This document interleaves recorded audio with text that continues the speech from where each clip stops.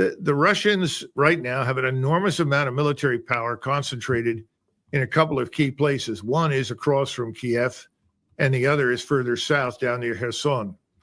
They can move whenever they decide to move, and there's nothing the Ukrainians can do about it. We know that.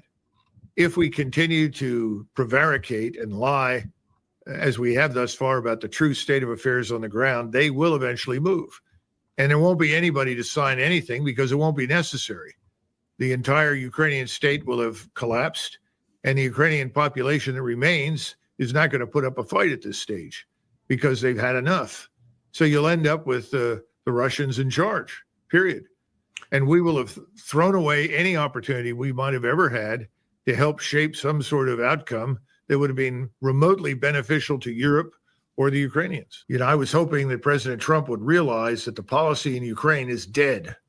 I would argue that the policy in the Middle East is also dead, but immediately end what's happening in Ukraine, get out of it. But instead of that, he seems to have decided to extend it, perhaps because he thinks he can extract some goodness from it. After all, he's arguing that in return for rare earths, we would provide more military aid. Well, I don't know who the military aid will go to. I mean, there are 1.2 to 1.5 million dead Ukrainians. They can't replenish the ranks. There are no substitutes. The state of Ukraine is effectively destroyed. So where is he going to get the people to operate the equipment he gets? I think it's ridiculous. But apparently that's President Trump's idea that if he could extract rare earths from them, that would be a benefit. The problem is the rare earths are all in the areas that are populated with Russians, and the Russians currently control them. So you're not going to get any rare earths out of that. There's $7.8 trillion supposedly worth of rare earths. They are all under Russian control in eastern Ukraine, which is Russian. But that's everything from graphene to beryllium to lithium, any number of different things. In fact, there's a major lithium mine also in that area of eastern Ukraine. There were always coal mines there. And coal mines, in the seams of the coal mines, you get rare earths, by the way. We've got that here in the United States. Been a big source of frustration for me that we're not maximizing our focus on that. But having said that, the only thing worth having in Western Ukraine, where there are no rare earth deposits, as far as I know, or anything else, that is the black earth, the rich agricultural land. Well, here's an interesting flash. Cargill, DuPont, and Monsanto already have bought up the rights to most of the land in Western Ukraine. So I don't know how he handles that, but this is part of Mr. Zelensky's effort to sustain himself and his regime in power by selling off assets. But the rare earths in particular, forget it, President Trump, you're never going to see them. There is an assumption in the Trump administration that Ukraine is a viable state. It is not. There is an assumption that the Ukrainian military, with additional aid, can recover and continue to fight. That is untrue. There is an assumption in the Trump administration that they can overcome the corruption that riddles the country by extracting some benefit from rare earths. That's not going to happen. The 7.8 trillion of those are in the eastern part of Ukraine under the Russians. And there's this other underlying assumption: Russia's bad. Russia's the enemy. President Trump knows better than that. These people are not the enemy of us. They're not the enemy of Western Europe or Eastern Europe. There's no interest in going to war with us, and he should step forward and make that clear. But for some reason, he's decided to stay on point. That's why I said the clinging to this carcass of dead policy is a serious mistake. If he doesn't get out of this and distance himself from the folly and stupidity of his predecessors, it could well drag him into the pit.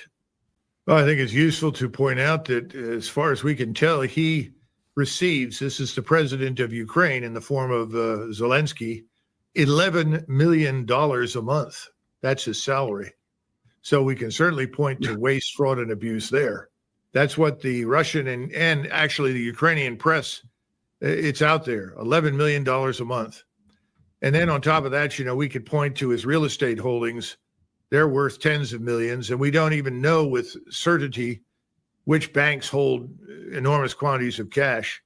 So I would say that he is probably the chief thief in Ukraine. Now, he would probably argue that he's not, that he's had to pay off oligarchs who backed him. That may be true. But the real point is we've sent a lot of money over there. We know that a lot of it was essentially put into this laundering machine in Washington, D.C. that allows us to ship equipment and pay for it right here in Washington. But the equipment goes to Ukraine, but cash, not so much. But we've still sent enough cash in terms of hundreds of millions from time to time that he's being able to pay off his government.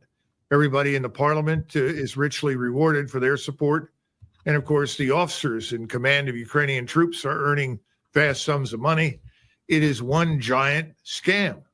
It makes Bernie Madoff look like a patriot in the United States compared to this man. The rare earth deposits that we know of are in the Crimea and in eastern Ukraine. These areas are controlled by the Russians. They're historically Russian. They're Russian again, and that's not going to change. I don't know if anybody has briefed President Trump on that. So this is not a department store where you're unhappy with your purchase and you want to go back and get your money. I don't think that's going to happen. And I don't see how we extract any price from anybody for the stupidity of what the Biden administration has undertaken. In fact, I hope President Trump is going to look into this massive sum of money that belonged to the Russians that we effectively confiscated with the goal of turning it over to Ukrainians, especially as it becomes increasingly clear how hundreds of billions of dollars and euros and so forth have disappeared into the black hole and ended up in Zelensky's bank account along with a number of his criminal buddies. So hopefully, President Trump will recognize that that's not going to happen. So I think what he's saying, he's subtle, which he has to be, obviously, but he's making it clear the future is not going to look like the past. So you can hang up any expectations or hopes that we're going to commit to some long-term reversal of the gains in this war by the Russians. Secretary Higgs' comments are a breath of fresh air. They give us hope that we can actually reach some sort of final outcome in the region that could be good for us, good for the Russians, and good for the Europeans. And he's telling the truth. We've struggled with this, as you know, I, and many others, for months and months and months. And the media has pushed back with just an inexhaustible source of lies about how well things are going for Ukraine and the Russians are miserable and they're losing and they're committing atrocities. All of that was nonsense. At this point, I don't know what Moscow is willing to accept. Moscow has been very resistant, obviously, anything with the NATO label on it. But I'm not really sure that Moscow wants to see any foreign troops at all on Ukrainian soil. Now, these are where the details become important. Are these non-NATO forces going to go in and, quote unquote, demilitarize Ukraine? In other words, are they going to remove any of the remaining equipment that poses a threat to Russia? Are they going to have a hand in policing the place to ensure that there are not underground cells being secretly supplied by MI6 or CIA to start another insurgency against Russia? I don't know. I mean, these are the kinds of things the Russians are going to ask. Again, I think this is a move in the right direction, but I don't think there's any interest in freezing anything along any lines of contact at this point. And the difference between Vietnam and what's happened in Ukraine is clear and unambiguous. The Russians have won. So they're not going to give much up unless they're absolutely certain of what this outcome looks like. So I think that's a huge improvement. The fact that there will be no Americans involved is nice. But again, I think the Russians would also like a larger security architecture. And that's something that President Trump should be very interested in, because he was always interested in reducing our profile overseas, particularly in Europe, also in Northeast Asia. And a new security architecture is the way to do that. I think the Russians are going to take the position, when you come back and you have a real proposal that is going to meet our needs, our security needs, we'll talk. That hasn't happened yet. Now, that doesn't mean this is not better than what we saw before. And it's hard to judge what Moscow will accept. But remember, The Russians have lost, 90,000 dead. I don't know the numbers of wounded, but fortunately, half of those or more have been returned to duty, and another 10,000 non-Russian army dead. In other words, people that are not part of this Russian army per se. That's a lot of people under any circumstances, far more than we lost in Vietnam. So I think we're getting closer and closer and closer to the point where the Russians will talk to us, because we're effectively repeating back to them what they've been saying for months. And they were always ignored by Biden. Now, as far as Minsk goes, remember that Minsk, as we now know, and Macron has said this as well, not just Mrs. Merkel, who was in the chancellorship at the time in Germany, was designed to buy time for this Ukrainian reactionary criminal state to build up an army and a force with which it could attack Russia. Now, that's what we mean when we don't want another Minsk round, because it was meaningless. There was no intention on the part of the West to ever implement anything. And the sad part is that ultimately, between 2014 and the outbreak or the beginning of this intervention by the Russians in 2022, more than 14,000 Russians in Donetsk and Luhansk were killed by the incessant attacks by the Ukrainians. So I think, that's what we need to understand about Minsk. Minsk was a fraud, and it was perpetrated to confuse and mislead and beguile the Russians. So when he says no more Minsk, I think he's sending a signal, as is Donald Trump, we're not going to go down that road. I hope so, because one of the things that we've got to be certain of is that we tell the truth. You can lie in a domestic context, as most politicians do, about a lot of things. In international relations between great powers, you have to be absolutely truthful. Let's keep in mind that everything that Secretary Hegseth has said has been said by the Russians for months. He's simply repeating back to the Russians what they've said. So that's fine. I happen to have agreed with that from the very beginning. When it comes to security guarantees, depends on how you interpret that. This is back to the idea of a larger security architecture, which is designed to prevent any further outbreak in the future. What President Putin will want are confidential discussions. He's not interested in, grabbing the stage for a big splash in the media that something great has happened and I, Donald Trump, have done it. If President Trump wants this to succeed, President Trump should go back to saying what I heard him say the other day. We're talking and we're making progress. Thank you. Next question. Stop talking about the details. Don't get into it. Hegseth did a good job thus far. Let's leave it there. And if we're going to send the envoy over, let that all happen behind closed doors and let nothing be leaked or shared until there is substantive agreement. You'll recall back in the 80s, people used to talk about, let's have a Gorbachev summit. It became a metaphor for the major heads of state showing up and agreeing to something after there had been long, exhausting negotiations to get an agreement. Well, I think that's where we need to go now. So I hope that whatever the president says, he's going to go back to what he said before. We're talking, we're making progress. Thanks very much. That's the right answer. And what Hegseth has said is encouraging, but it's not an end state. The only end state really of great importance to us is that NATO has nothing to do with Ukraine and no American forces will be involved. That's good news. The rest of it, I think, is negotiable, and we'll have to wait and see what happens. And frankly, at this point, from an American standpoint, that's fine. The United States doesn't need it. What we need is good relations with everybody in Europe, and we don't need to have to garrison the place to get those. So I think all of this is bound up with what President Trump is thinking, and I'm really glad to hear the things that Secretary Hegseth has said, because they are a breath of fresh air. Well, this is important to understand that whenever I've been critical of President Trump on the question of what to do about Ukraine since he took office, I fully support the president on his domestic policies, and I think they're going in the right direction. He set a lot of positive forces in motion. Strongly support those. My concern has always been not to be distracted by events overseas, that if he could lose control here at home, because there are far more serious crises that are closer to us And that's where he should focus. Now, having said that, I think we have to understand a couple of things. He came in and he adopted this false narrative that had been spun up over the previous years in London and Langley, and then repeated ad nauseum by the media that we're all willing servants of this war. He's got to sweep that aside. He's got to get back to basics and go back to something that he did indicate a long time ago. This is not his. He did not start this. He did not want this. He said repeatedly it wouldn't have happened had he been there. Fine. But now he needs to make it very clear this is not his, and he wants to end it. Now, he doesn't have to get a quote-unquote win over the Russians.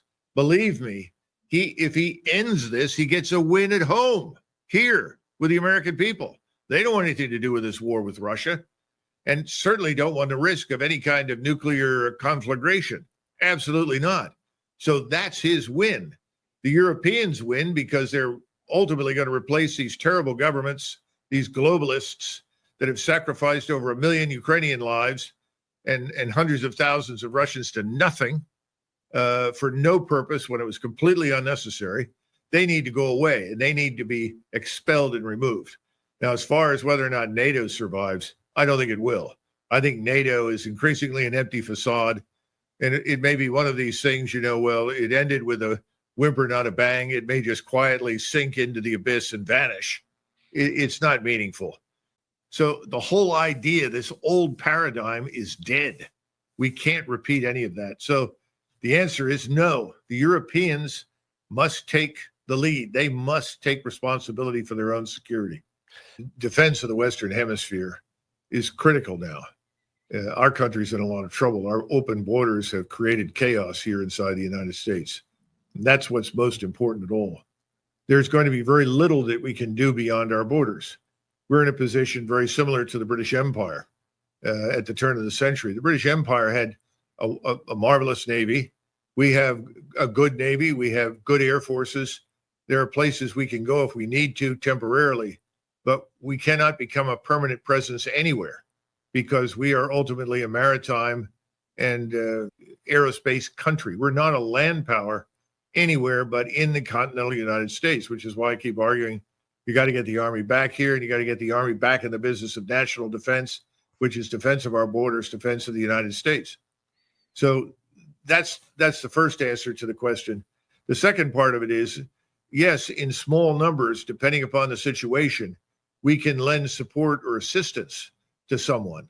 But even then, it's very risky. The British tried to rescue the Greeks who came under attack by the Italians and the Germans. And the great British Navy did all that it could, but it was no match for the German Air Force and the German Army.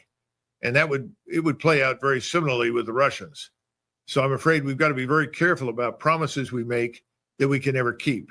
So we ought to back away, encourage people to do what is in their interest, and consider carefully the limitations of our abilities to support anybody else beyond the Western Hemisphere. First of all, we're going to reinvigorate the energy industry. We're going to drill, baby, drill. Well, first of all, we're a long way behind where we were a few years ago. We are not extracting nearly as much as we did. The shale extraction is not developing dramatically at this point. We haven't built new rigs. We haven't built any new refineries. I could go down the list. The oil industry has had no incentive to invest in anything new because every time they turned around, Washington hit them over the head with all this environmental business. And of course, that's hurt us as a country, hurt us as a nation. So you're not going to get anywhere very quickly just because you say, I want to drill for oil and I want more oil and I want more gasoline. Forget it. It doesn't work that way. It's not a switch, that you switch on. That's the first part. And I think the second part is very obvious what you've said. If you were to destroy that price, it would hurt us here very, very badly. This is not going to work. This is a dumb idea. This once again assumes that we're the center of the universe and that we can drive prices everywhere. We can't. Our market is not the only market anymore. We've been through this how many times? The Chinese, last year we had $1 trillion trade deficit. Last year they had $1 trillion trade surplus. They have more manufacturing capability and power than the United States and Europe combined. It is China that right now and for the foreseeable future is going to be the economic engine driving everything on this planet. That doesn't mean we're bad or weak or falling behind. For most of the last 2,000 years, China was the largest driving market in the world. It's not a new phenomenon. China simply regained what it had 100, 200, 300 years ago. So we got to stop talking in these foolish terms, because the only people that are impressed with that are the few Americans at home that don't know anything, that are out of touch with reality and like hearing wonderful things about themselves. The rest of the world just looks at us like, how stupid can you be? And they're right. We're being very stupid right now. And President Trump made it very clear to me and anybody else who cared to listen to him years ago that he thought the Europeans should be their own first responders. In other words, this reliance on U.S. forces to go thousands of miles from the continental United States into Europe to marshal air and naval power on a moment's notice to defend Europe was ridiculous. It didn't make any sense. It didn't make any sense from the threat standpoint, because Russia doesn't present that kind of threat, nor is Russia interested in it. And he's tried repeatedly to persuade the Europeans they must be responsible for their own defense. I think what probably President Trump would like, and I'm sure Secretary Hegseth would probably be receptive to this, is that fine, if this NATO thing survives, that's great, but you've got to take the lead. And remember, all the times you and I have spoken, the op-eds I wrote saying over and over and over again, a European four-star should replace the American four-star. We've got to get out of the business of taking responsibility for the command and defense of the European theater. That's not our problem. And I think at the end of the day, I think that's really what Secretary Hegseth is saying. Let's get out of this. We'll backstop you. We will stand by you, in the event of a serious conflagration. We'll back you up. But you've got to take the lead and defend yourselves. I think that's very clear. I think that's what President Trump wants, and he should want it, and the Congress should want it. But we all know Congress will fight it, because you're disrupting a money flow that's become very, very useful for a lot of people, only not the American people. I think we're living in a different age now. I don't see any interest in Germany, among any Germans, in invading France, or the French are not interested in fighting with the Italians or the Spaniards. I mean, this stuff's over with. Eastern Europe, there's some unfinished business, let's be frank. And that's going to come to the fore. Hungary lost a great deal in World War I, and even more after the Second World War. That's unfinished business. There's unfinished business for them in Ukraine. There's unfinished business with Poland in Ukraine. But these things are not our affair. And these things will have to be sorted out regionally. I think the world collectively, ever since the 1970s, has been moving towards greater regionalization, Dan. In other words, instead of seeing the global community as a community, we need to see the global population organized into major powers in each of the region that operate as arbitrators and maintain peace, security, and build prosperity. This is something that was predicted by a man named Hedley Bull at Oxford, long before anybody wrote The Fourth Turning or Toffler's Waves or anything else. I think we're there.